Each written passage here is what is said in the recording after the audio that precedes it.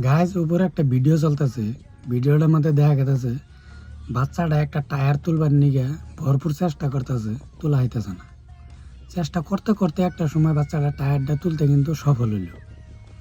কিন্তু অন্য যদি একজন বড় মানুষ থাকতো, এই কথাটা কবার নিয়ে যায় এটা ইম্পসিবল, এটা তুমি তোলা হবে না, তাহলে কিন্তু বাচ্চা কোনো সময় তোলা হইতো না। ও এটা ভাবতো যে বড় মানুষ যদি কইছে তাহলে তোলা হইতাম না, এটা অসম্ভব। কিন্তু কেউ কোয়ার মানুষ নাই দেখিয়া ও কিন্তু নিজের থেকে চেষ্টা করে তুলতে সফল হয়েছে।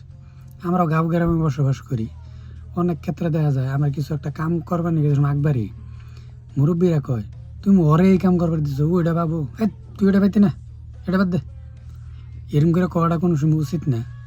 আমি এটাই মেসেজ দিবার চাই, বাচ্চা বলে মানে যদি কিছু একটা করবার নিয়ে আকবারে মন ভাঙ্গিয়া দেওয়ার পরিবর্তে ওরা কোন না গেছে তুমি করো, আমি আছি, তুমি যদি না পাও তাহলে কিন্তু আমি করবো, আগে চেষ্টা করে দেওয়া আছেন।